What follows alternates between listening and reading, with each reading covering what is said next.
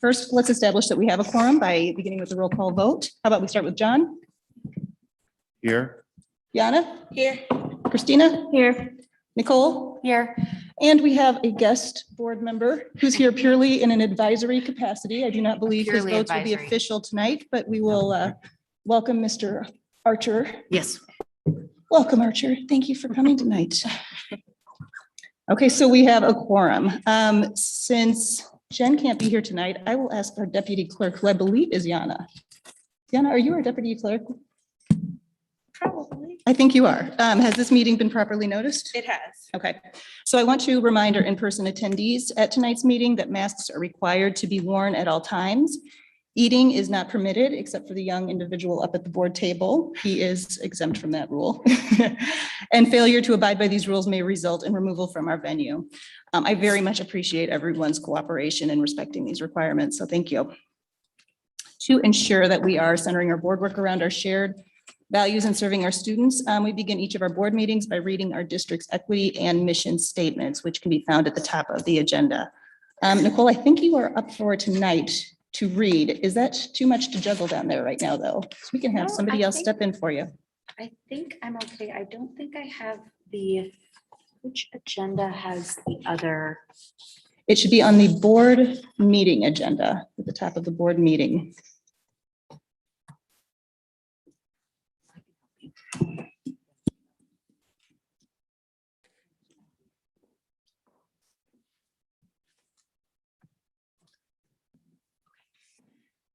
Each student has access to the resources and educational rigor they need at the right moment in their education, regardless of race, gender, ethnicity, ability, language, family background, or family income.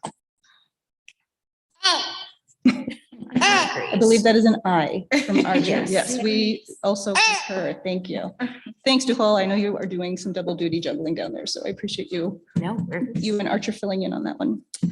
Okay, so to help, are there any questions about our agenda tonight?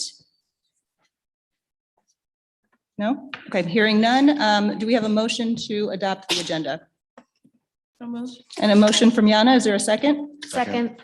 Second from, I heard John, I think got to jump on that one. So all in favor signify by aye. Aye. Aye. Okay, hearing no opposed, tonight's agenda has been adopted. At this time, I'm going to turn it over to Dr. Clarity for the superintendent's report. Hi, good evening, everyone. Thank you for joining us for our Board of Education meeting. I have three items for the superintendent's report. One will be a weekly update on our COVID numbers. As a reminder, our dashboard is updated every 5 minutes to make sure that our community is informed of our current rates and status. You can see the numbers before you. We continue to have relatively low numbers. And again, I just want to thank our community and especially our students and our staff for continuing this very strong mitigation efforts. We see those coming to fruition in the low numbers that we have. And we continue to work very hard to maintain our goal of having students in school 5 days a week and staying in school 5 days a week. We understand that that's not perfect, and there are times where quarantine is necessary, but we have been on a very solid path towards maintaining a safe environment and maintaining continuity of instruction. So again, we are pleased and want to thank our nursing staff for their diligence, both in contact tracing and in supporting our mitigation efforts, and want to continue to promote these very healthy strategies as we move forward. As we know, it'll take all of us to move forward and defeat the COVID pandemic.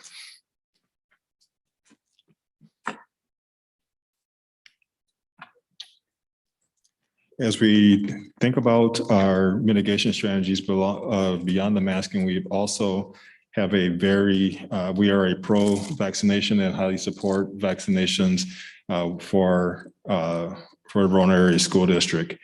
We did a survey of staff to have a better understanding of the percentage of staff that are currently vaccinated with both doses.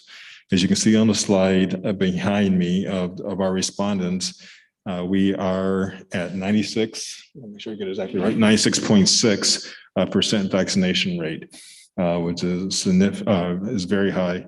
And we are very proud of that number and want to again thank our staff for taking the initiative to practice to be safe, to promote a safe environment, and to continue to support our goal of moving past COVID-19.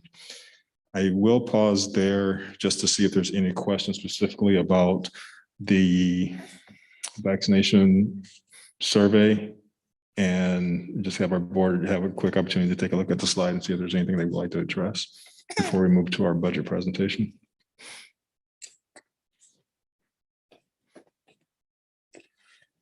Hearing none. All right. So with that, again, I want to thank our community for continuing to support our mitigation strategies. I'm going to pivot and shift to very important work of our mission. As part of our mission and vision is to be fiscally responsible stewards of taxpayers' money and making sure that we are using equity-based strategies in support of our students in the form of our budget. Again, our philosophy is that our budget is representation of our mission and vision represented in dollars and cents. And you'll see that come to life today as we do our budget presentation. So I'm proud to have Chad and Pete, who will jump right in and give us an update on our budget. Thank you, Dr. Clarity and board members. Certainly good to see you here this evening. As a reminder, the last time that Pete and I were here to provide an update, we did say we would be back, and here we are with some updated information that we've received from the state over the last couple of weeks. A big piece of that was an enrollment update that Dr. Durkee gave a couple board meetings ago, and we received some updated numbers from the state of Wisconsin that gives us a much clearer picture to make sure that the board is in a very informed place to eventually set the tax levy and mill rate for the Verona Area School District. We have a number of items we want to discuss this evening, and certainly here to hopefully make sure that you're as informed as possible and certainly answer any questions you might have. First, we're just going to do a quick update again, and you'll probably see this until we actually share the finalized audit with the board. So we're just going to continue to make sure you're up to speed in terms of how that process is going. We do have an update on a revenue limit calculation, and we'll work the board and our community through what's a rather complicated formula to make sure everyone knows how we end up getting to that final levy amount. We will have an update on that enrollment audit and the impact it had on the budget. We've made a few recommended changes to the budget assumptions that we originally had at the preliminary budget that we passed. We're going to have an update regarding what's going on with ESSER II and our recommendations there. We're going to talk through how equalized value comes into play in terms of our final levy, and a quick look ahead to what we are hoping will be a relatively brief budget update at our next board meeting on the 25th, as long as we can get all of your questions answered this evening. So a quick update on where we're at with the audit. This continues to be a daily process that Pete and our team working with our external auditors to make sure they have all the data that they need to finalize that as we head towards the end of the year. Those meetings are happening on every three or four times a week, and there are in some cases with our lead accountant almost hourly interactions with our auditors to make sure that we keep everything on track.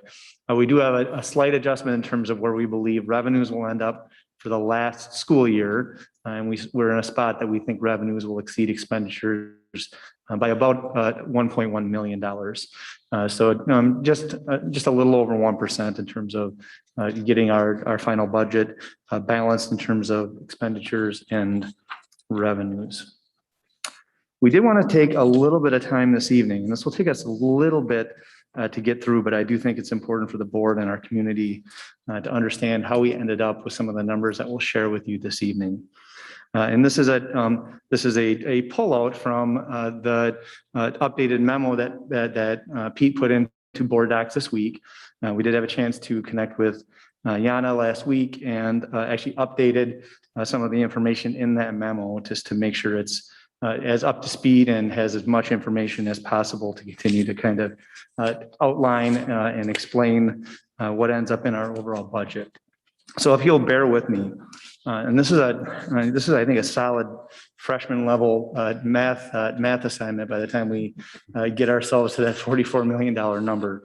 But bear with me and certainly ask questions if there are any. So we eventually wanted to make sure the board knew how we ended up at a revenue limit and what state aid and what local property tax payments eventually end up in line with that limit. So as we work left to right in the upper left-hand corner of that diagram, you'll see a bracketed calculation, and that's those first three circles.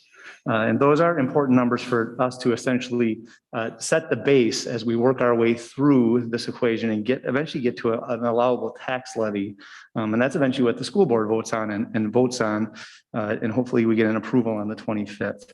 And those bracketed three numbers are important in actually three different ways. So number one, the state sends us what the revenue limit was last year. And that's that upper left-hand circle, and that's $65,400,000 and change. That's what we were allowed to levy for last year. Then that middle number, I think that's important for us to understand why that third Friday count number is so incredibly important. The third number there is our previous 3-year average for enrollment. So if we had 5,000 students, 5,500 students, and 6,000 students, they take the 3-year average and that number would be 5,500 if you're following me. In Verona, that was 5,584. That's our previous 3-year average. And then this is a really big number. Then we get to add what the state of Wisconsin ends up passing in a per pupil revenue limit. This year, that number was 0. So that is the number that moving forward, we would eventually get to put into our base budget. The state of Wisconsin this year ended up putting us in a position that that number is a 0. Historically, pre-Act 10, that was anywhere between $200 and $300 a student, and really was set by the state legislature to keep at least keep pace with the rate of inflation. And we ended up with a goose egg this year statewide. You do the math on that bracketed calculation, and then you get to multiply that back out. So you saw we had it divided by 3. Now we get to multiply that back by our new 3-year average. So when we increased our student enrollment by 100, it's important for the board to understand that you really kind of get a third of that. So that's intended to make sure that primarily school districts that have really big fluctuations in enrollment don't have a crazy bottom line to chase on an annual basis. But that additional 100 students now will stay with us for the next 3 years as we move through that calculation. So really the biggest add we had this year was the fact that our enrollment went up. If we were flat enrollment, our levy would have been our allowable levy would have essentially been flat. Then the state allows you for some exemptions, primarily for us. It's a little bit of referendum and it's some energy exemptions, but there are a few things we get to add in there. And then that's where you end up at $66 million. So you can see we had about $700,000 in additional allowable levy, allowable revenue limit, and that's primarily from the fact that our enrollment went up. Questions so far? Hopefully I've been relatively clear. Then we get to the bottom line here, and this is what we're going to discuss tonight. So we've got our new revenue limit at just over $66 million. And then the reason we had to even update things prior to this meeting was Pete was patiently sitting at his computer, pressing refresh Friday morning to figure out what the state was going to give us for aid. And what that is that the fact that the state of Wisconsin has something called equalization aid in place where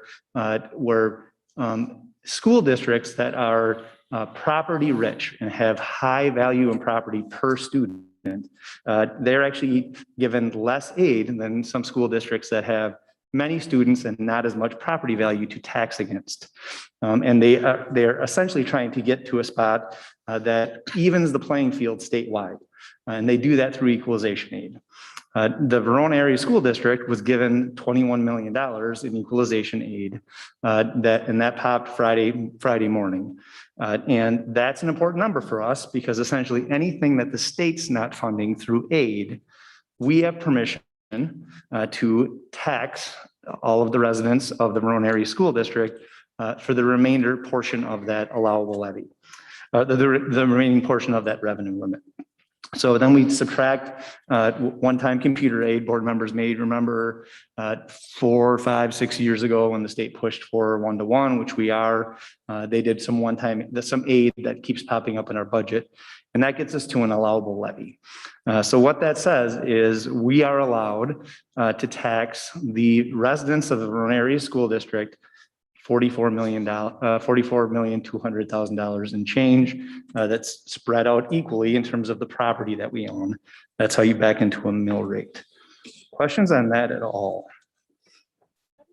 How does the equalization aid compare to what we got last year? Yeah, that's a great question. And actually we'll reference that a little bit later. Okay.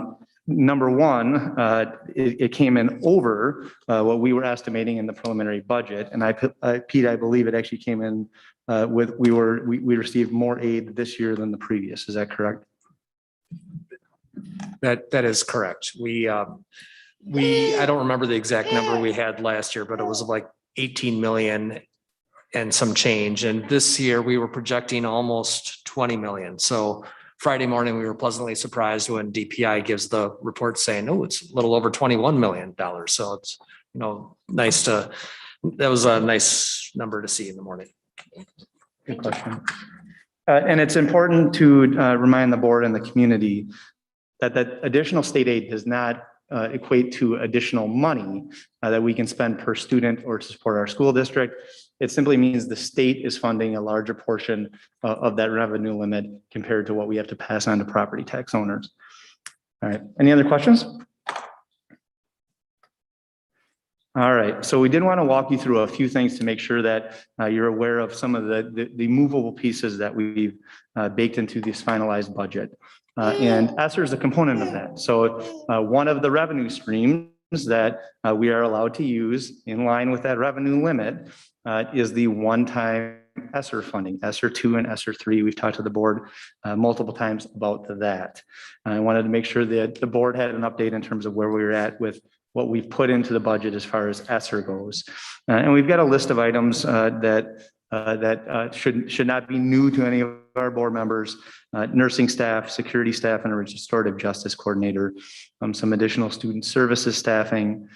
Two big things in the middle there: a budget for our online learning platforms and a budget for our hotspots.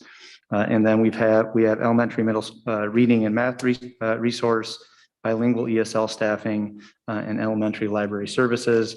I'm sure many of the board members discussing adding those basically equity adds in many cases in the spring budget planning process that primarily Roger Price worked with the board on for a total of $1.4 million. The board should know in the middle there, Pete and I have tried to do everything we can in terms of this budget to make sure that we're spending ESSER funds on the very best we can on things that eventually could go away.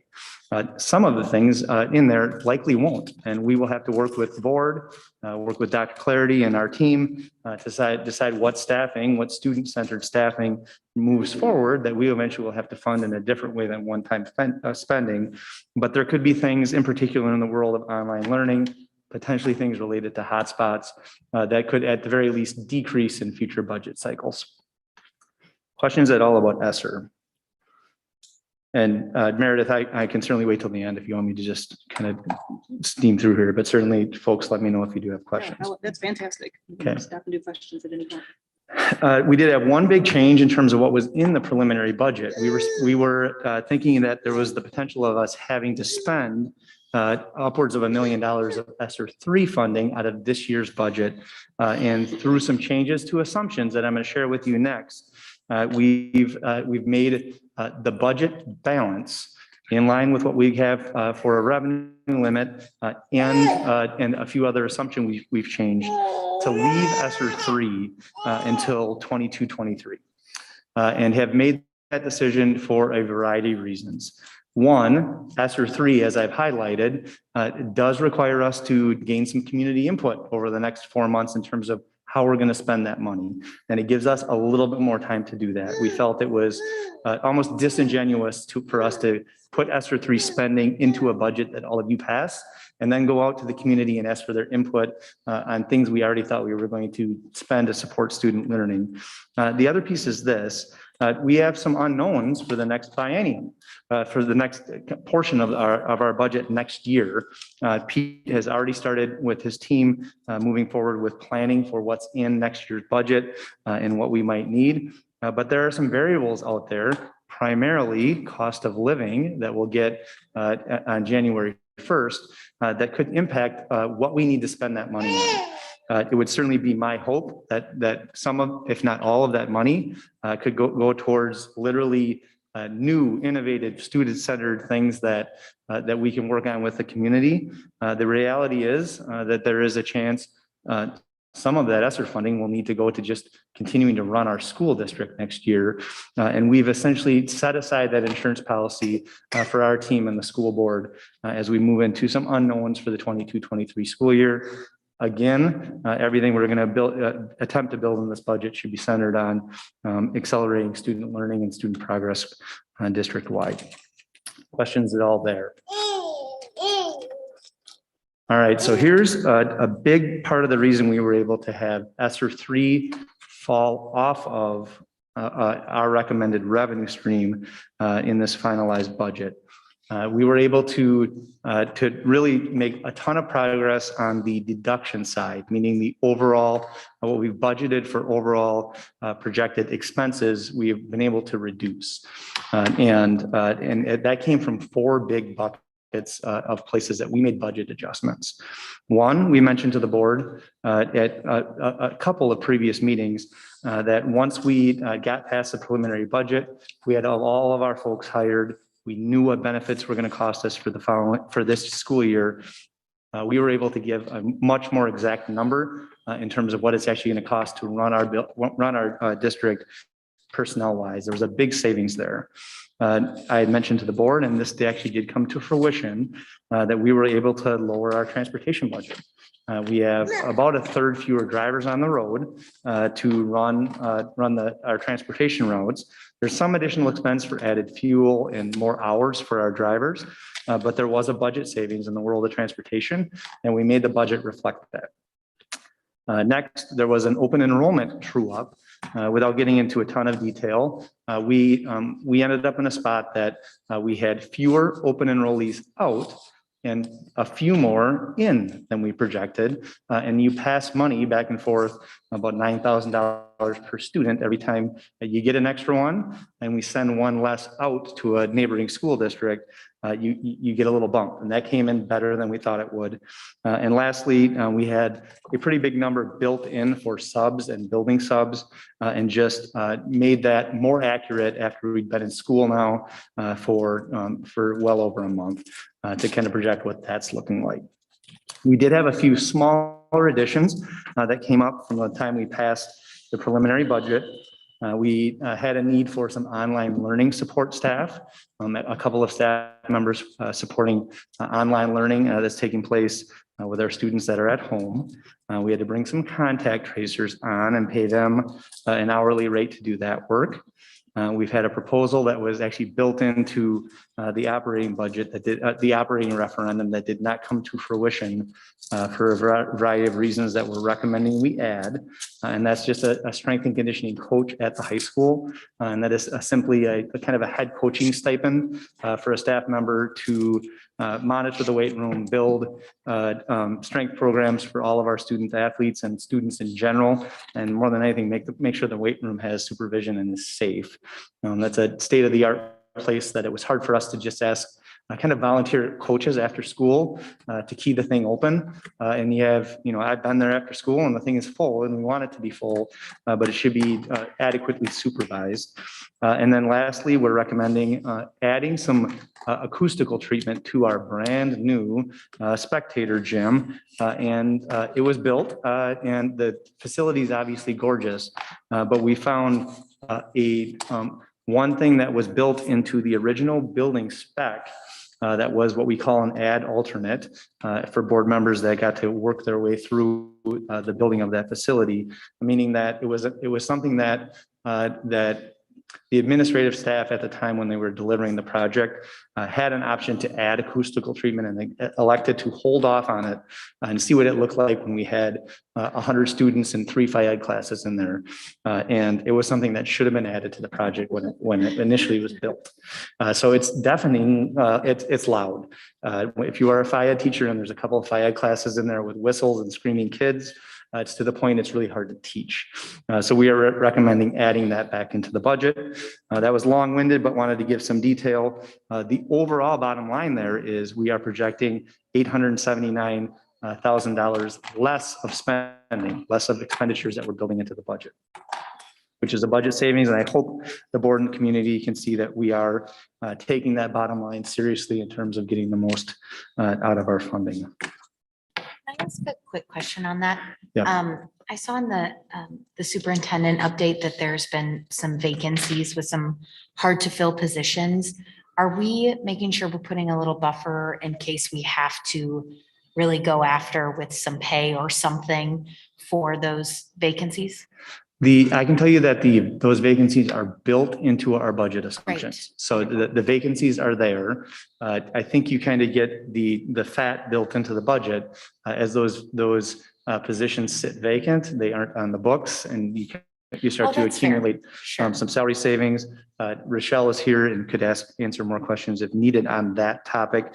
I think it's a kind of a double-edged sword to chase those high need positions. With also keeping in mind what we've got in terms of folks that are currently employed here. So I think Rochelle kind of has that constant back and forth in terms of making competitive offers to applicants. Good question, though. Anything else? All right, so summarize this, and then we're going to get to the drum roll. So again, enrollment projections were almost spot on. Credit to Emmett and our enrollment team in terms of making sure we had an accurate preliminary budget. We updated the board on some assumptions based on costs and needs. We attempted to avoid recurring costs with one-time revenues. We are fully utilizing ESSER II. When that was kind of the state forced our hand on that. As a reminder to the board, we got $0 per student as an increase, and we're holding on to ESSER III as a future insurance policy for our district and our board.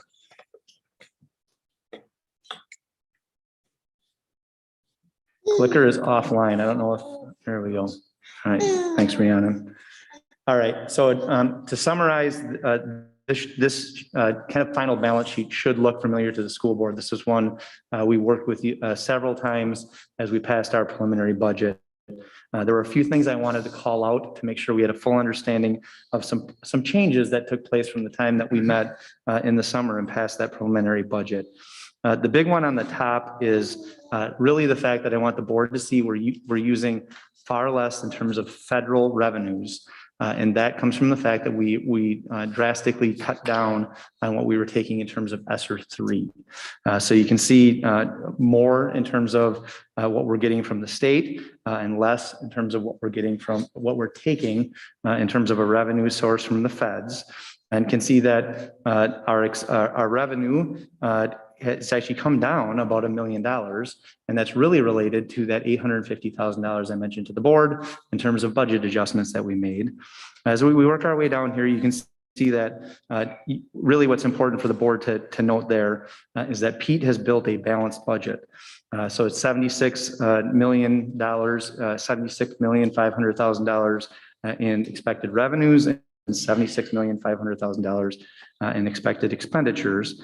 And then the next box down there in terms of total revenues and other finance sources for debt service will actually be what we'll talk about on the next slide.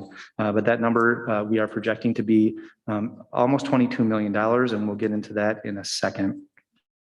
For a total levy, and this is the big drum roll for the board. So you can see our preliminary budget, and that was revenues and expenditures, but this would be our expenditures. Our revenues, we were projecting at $65,600,000. And we are bringing that back to the board after some hard work from our team at $64,600,000 in terms of what we're projecting as far as revenues. We are proposing to the school board this evening that we keep that mill rate right where we told the public at our budget hearing at 1264, and we're going to talk to the board about how we're going to get there. And really our last and final slide. So our last slide, this is a 3-year look, a look at where we're at right now and where we've been, and want the board to take note of the fact that in particular, those top 3 lines, actually top 2 lines, that the school board has voted historically to prepay down some of our debt, some savings on principal and interest. And we are making that recommendation again to the school board tonight for a variety of reasons. The number one reason is if we have the ability to pass a budget where we can pay down what will really be about $8 million in principal and interest ahead of time, that there is an eventual savings to the Verona area school district taxpayers on just this single extra payment by the time this whole thing's paid off of over $3 million. And I believe that is the fiscally responsible thing to do if the board's comfortable with the levy. So that's that far right column. So you can see our preliminary budget, we had a payment of debt of $18,600,000. We were recommending to the school board $19,300,000. And that extra prepayment on debt is really coming from the fact that we tightened the belt a little bit back in the finance office and are recommending, essentially $1 million less of spending because of some adjusted assumptions that we made. One other thing I think to keep in mind, and we'll actually have to remind a new board member eventually about this, is that bottom row. And that's where the mill rate has been historically in the Verona area school district. So one big thing to really highlight is the fact that the 2021 budget, the year we brought the operating referendum online, pre-referendum, we had talked to our community about the fact that we projected a mill rate at $13.35 on every $1,000 of property value that you own in the Verona area school district. And that number came in at $12.88, which was a credit to the finance team and the school board at that time.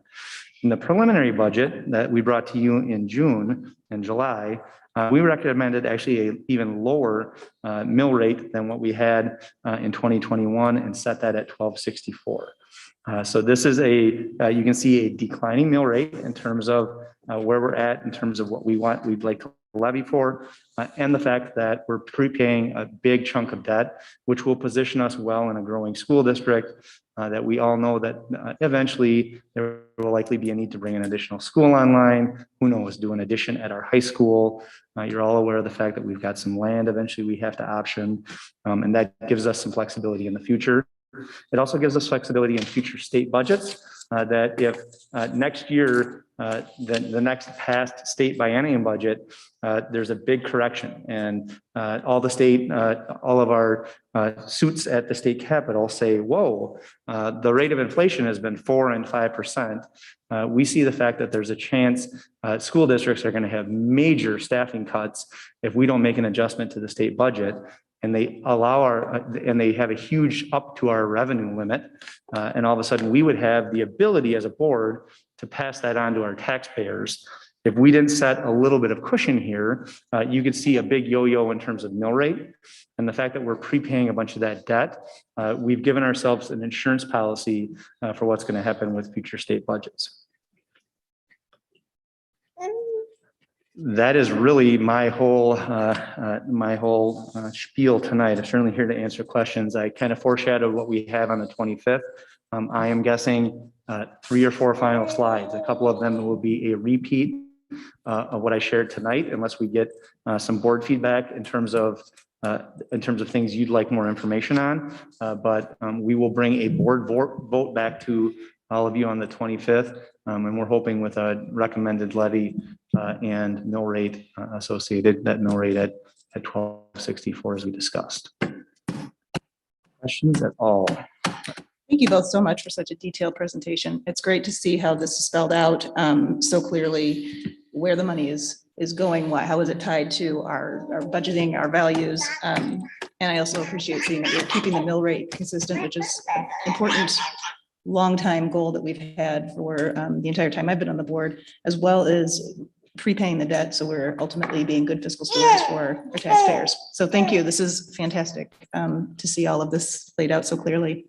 Is there any questions from the board? I just want to ask one. So I think this one slide of tax levy summary is really good for the public because it just kind of gives us a snapshot. I know some of this background on school finance, it starts to have people glaze over because of it's complicated. It's very complicated. But just looking at this one slide, can you just define for people what the line that says community service fund is? Because I know that's one that some people just they don't know what that means. Absolutely. So that is our Fund 80. Pete, I think you can probably give some detail in terms of the fact that you can, it's a separate revenue source in terms of us having permission to levy for it.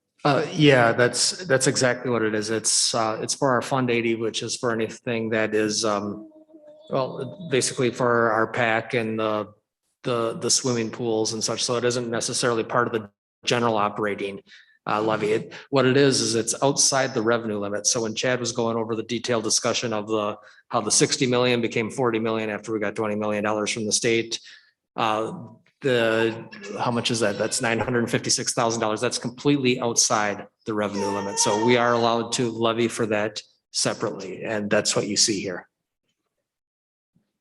There are only certain things that are allowable expenditures related to that community service fund. So I think of it as money needed to make our facilities and our programming accessible to the community. And that's the whole idea, that we want this rented out sometimes, and it may take some staffing to support that. We don't want to just run the pool from 8 to 4. We want it open to the community, and it takes some maintenance and some staffing to support that. That's the big idea in my mind in terms of why the community service fund was set up. Okay. And so then when you see the jump, I know someone will ask me, why was it 600 and the 600s and then it goes up to the 900s? Is that related to the new building coming online? It is, yeah. So we had some amazing new facilities brought online, and the recommended community service fund related to that was why that jumped. Okay. Yep. And we actually underspent that a little bit. That's actually a little bit of work Pete and I have to do in the coming years. There's actually a small fund balance sitting there. So we have, after we finally get these tires on the road for a year, we're going to be able to fine tune this thing a little bit. But that's actually something we have in mind, either to fully utilize that in terms of our team, levying for that, and to make sure that we have the right expenses aligned to it, or potentially shrink it. But our eye is on it. Okay, thanks for that clarification. You bet. Any additional questions? I just want to very quickly state, a sincere gratitude, not just on behalf of the staff of the Rural Area School District, but our entire community. When you think about a data point that is just real, a 0 per pupil increase in state aid, and this team was still able to provide tax savings to our community, was able to prepay debt, as well as have a balanced equity-based budget. That is a kudos to the diligent work. I've personally seen the late hours that the team that's put into and just going to it. But I think the fact that you kept to our principles as a district around being responsible stewards of our taxpayer money is evident in your presentation today. So thank you. Thank you. Thank you, really, Doug. really quick, Meredith, to anyone in the community who hasn't seen the document that Pete put together to outline some of these terms and how we spend certain funds and what words mean and all of those things, that's an excellent document that is easier to read and understand than some of this. Many of these words and terms, we're all still learning together. So if there are questions, please refer to that document whenever you get a chance to better understand how money is moving in and out and what certain things mean and what we're getting and how and why. Because that has definitely been helpful for me to understand. So thank you. Thanks, Anna. I think that's a great reminder, just that when everything comes here and the numbers work, it seems so easy, and this must have just been a breeze to take care of. So we appreciate that, but it is a great reminder that there is a huge amount of work that goes into fulfilling the goals that we've set out, and that there are long hours, and that when something comes and it looks so simple for us to, sure, this is perfect. It shouldn't be understated how much time and attention went into this. So that's greatly appreciated by all of us and by our community. So thank you very much. Thank you, guys. All right, at this time, that concludes the superintendent's report. I appreciate the board's attentiveness, and we will move to the next session. Okay, it looks like our next section on the agenda is our board development section, where we have an item to discuss regarding our annual work plan. We have public comment. Pardon me. Public comment. See, I'm looking at our board docs agenda puts. We have working calendar next on mine. No, our paper agenda and our board docs agenda are not quite in alignment. Pick one and go with it. So I'm gonna go with the board docs agenda, and we have a request. There's a memo about a request to revise our annual work plan. As you all know, per our OE or our BSR policy 5.6, any changes to our annual work plan require a vote of the board. So there is a request to modify our work plan, our existing work plan, so that we can shift some of our our results monitoring policies back 2 months in order to provide a little bit of buffer for time for the board to better learn this process, for the administration to have a little bit of buffer in order to work through this process. Considering we adopted these policies on such a shortened and condensed time schedule, I think this request is reasonable and necessary, but I will leave it to the board. Are there any questions about the request? And Dr. Clardy, do you have anything you'd like to add to that request? For those that are visual, there's a draft of what the new calendar would look like in front of you. That would just help us understand when we would begin to do both operations and results policies at the same time. I think we definitely know the importance of all of our policies. We want to make sure that we are representing our community to their level of expectations, and we feel like giving us the space and time to fully develop not just the results policies themselves, but understand the indicators would a couple more months would be highly appreciated there. And I think in light of the board work that we have coming up with interviews, a new board member, historically, December is a challenging board work month. And so just there's some realities that are in play. And I think just as Dr. Clardy said, because all of our policies are so important, this isn't a putting off. It is a building time so they can be done to fidelity and that we can be bringing forward the best product possible. So any questions? Cool. I have just a quick question. Thank you for providing what this cascading looks like on the calendar. And I agree. I'd rather wait and get good results, like actual measurable results. My question is on the very last one, well-being. I'm not proposing that we move that at all, because not only do I think I would love to see results for the top ones first, but well-being feels like the hardest one to actually capture. But I would love, the only reason I liked where it was before was kind of going, it was a little bit at the end of summer, but before starting the next school year, we would have gotten a read.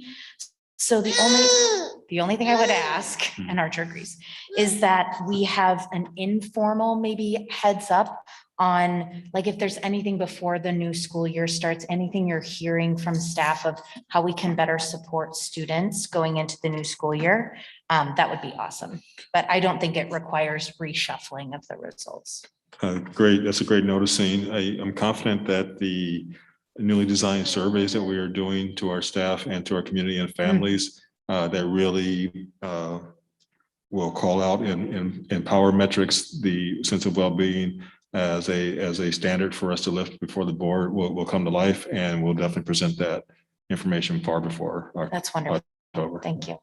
And Nicole, I think you bring up a good point. And as we're looking at this is going to be a living document for us. So if we're moving through this and we see that maybe we would like to change things to accommodate a school year or some different issues that we've seen in the district, we can, as a board, we can make proposed changes for sure.